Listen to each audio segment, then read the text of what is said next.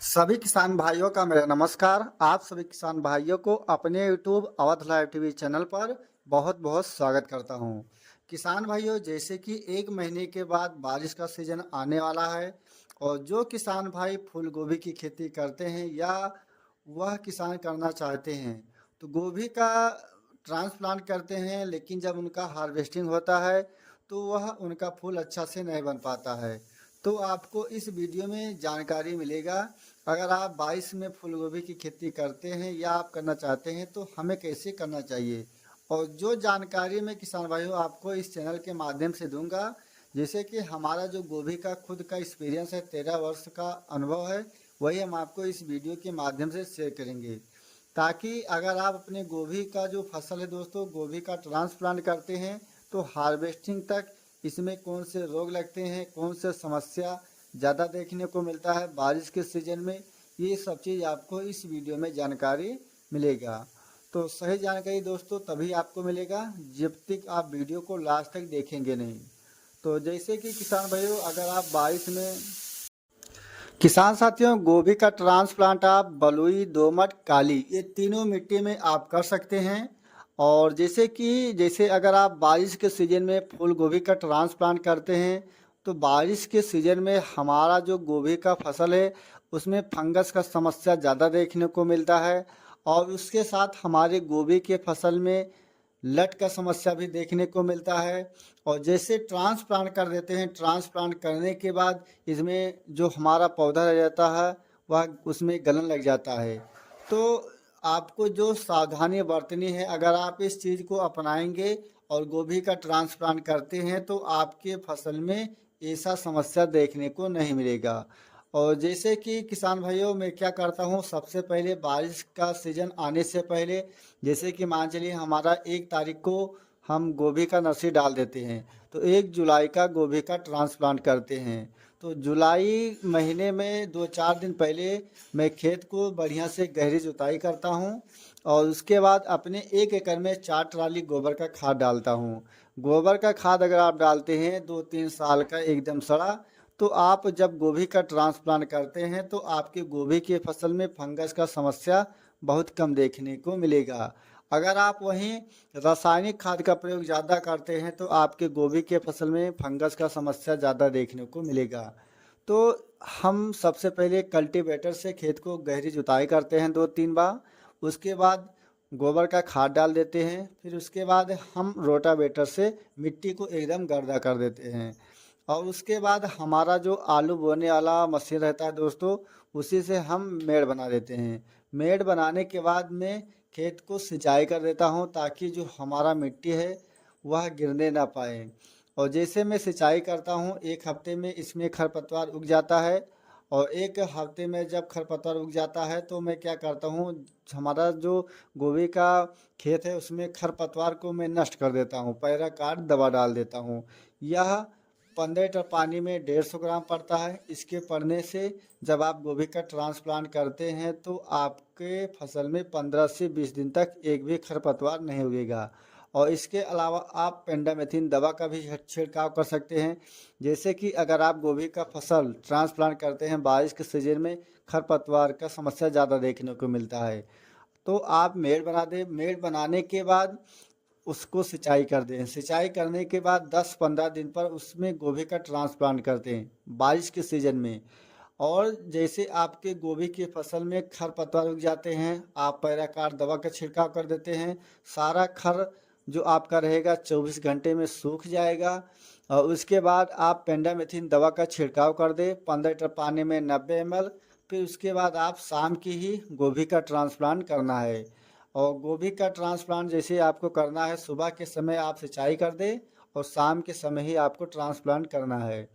और जो एक पौध से दूसरी पौध की दूरी रखना है, 1 फीट रखना है। और जैसे आप गोभी का ट्रांसप्लांट करते हैं 2-3 दिन में आप देखते हैं गोभी में हम ट्रांसप्लांट करते हैं तो उसमें डंपिंग का शिकायत ज़्यादा देखने को मिलता है, तना गलन का। तो इसके लिए किसान भाइयों 2 उपाय है। जैसे आपका जो नर्सरी है, नर्सरी जहाँ आप डालते हैं वहाँ आपको क्या करना है, 5-6 दिन पहले 15 लीटर पानी में 10 से 12 ग्राम आपको लेना है नेटिवो और इसेप्टोसाइक्लिन उसी में चिपक ले लेना है। ये तीनों दवा आपको अलग अलग घोल बनाकर और अपने जो पौधा है उसको एकदम जड़ तक भिगो दें। और उसके बाद 1 हफ्ते के बाद आप ट्रांसप्लांट करते हैं तो आपके गोभी के फसल में तना गलन या डंपिंग का शिकायत देखने को नहीं मिलेगा। इसके साथ आपको एक सावधानी और बरतनी है। जैसे आपको ज़मीन से जब नर्सरी निकालना है तो आपको बहुत ही चुटकी से इसे निकालते हैं तो बहुत ही सावधानी से निकालना है। अगर आप वहीं चुटकी से दबा देते हैं जब गोभी का ट्रांसप्लांट करेंगे तो वहीं पर आपको डंपिंग का शिकायत देखने को मिलेगा, तना गलन का समस्या। तो ये भी सावधानी आपको बरतना है। और इसके अलावा जैसे कि आप ट्रांसप्लांट कर देते हैं 1 हफ्ते पर आपको इसमें जो दवा का छिड़काव करना है किसान भाइयों, साफ लेना है 15 लीटर पानी में 50 ग्राम। आप कोई भी कीटनाशक ले सकते हैं और जो मैं डालता हूं दोस्तों टॉप डालता हूं। एक टंकी का कीमत 60 रुपये है और इसके साथ साफ एक बार आपको डाल देना है। इसके बाद फिर दूसरा डोज लेना है दोस्तों, 14 दिन पर आपको लेना है मेटालैक्सिन मैनकोजेब। और जैसे कि आपके गोभी के फसल में ये चीज़ अगर आप नहीं डालते हैं, बारिश जब होता है तो हमारा जो गोभी का पौधा रहता है, जो पत्ता रहता है, जब आप उस गोभी का पत्ता सुबह के समय जाएंगे और उस पत्ता को पलट कर देखेंगे तो उसमें गलन का समस्या कहीं कहीं देखने को मिलता है। तो आप मेटालैक्सिन मैनकोजेब भी डाल सकते हैं या इसके अलावा आप कॉपर ऑक्सीक्लोराइड और इसके साथ सेप्टोसाइक्लिन। कॉपर ऑक्सीक्लोराइड अगर आप डालते हैं तो 15 लीटर पानी में 25 ग्राम, ये सेप्टोसाइक्लिन एक पैकेट का आधा। और इसके साथ भी आपको कोई भी कीटनाशक दवा का छिड़काव करना है। और जब गोभी का ट्रांसप्लांट करते हैं तो 10-15 दिन तक आप बहुत ही देख रेख करना है, नहीं तो आप ट्रांसप्लांट कर देते हैं जो बीच का पुलुई रहता है, जो मेन रहता है, उसको लट काट देते हैं और आपकी गोभी में फूल नहीं लगेगा। तो बहुत ही विशेष ध्यान रखना है। और जैसे गोभी में अगर आप ट्रांसप्लांट करते हैं, बारिश होता है तो आपको जल निकासी बहुत ही जल्दी कर देना है। और जो वैरायटी लेना है दोस्तों, सिजेंटा वैरायटी का CFL 1522 गोभी लेना है। यह वैरायटी फरवरी महीने से लेकर आप पूरा जुलाई महीने तक नर्सरी डाल सकते हैं। इसके बाद आपको नहीं डालना है। अगर आप इसके बाद डालते हैं, गोभी का ट्रांसप्लांट करेंगे, जब आप गोभी का हार्वेस्टिंग करेंगे दोस्तों तो वह गोभी का फूल अच्छा नहीं रहेगा, क्योंकि यह गर्मी और बारिश का प्रजाति है दोस्तों। और इसके अलावा जैसे ही बारिश होता है, बारिश के समय में आपको जो दवा का छिड़काव करना है दोस्तों, आपको लेना है कॉपर 25 ग्राम और उसी में आपको लेना है 25 ग्राम साफ। ये दोनों चीज़ आपको अलग अलग घोल बनाकर और अपने फसल पर एक बार फिर से छिड़काव कर देना है। ये चीज़ अगर आप करते हैं तो आपके गोभी की फसल में ये समस्या देखने को नहीं मिलेगा, जो पत्ता पीला होकर आपका गिर जाता है। इसके साथ जब आपका गोभी का फसल 50 दिन का हो जाता है तो आपको इसमें कैल्शियम डालना है 80 ग्राम और टाटा कंपनी का बोरान लेना है 20 ग्राम। ये दोनों चीज़ आपको अलग घोल बनाना है। कोई भी फंगिसाइड या कोई भी कीटनाशक डालते हैं तो आप सारे चीज़ को अलग अलग घोल बनाकर ही डालना है, जिससे कि अगर आप डालते हैं तो आपका दवा फटने न पाए। और ये चीज़ अगर आप डालते हैं तो जो गोभी का फूल रहेगा दोस्तों पीला नहीं होगा, आपका दूध जैसा दिखाई देगा।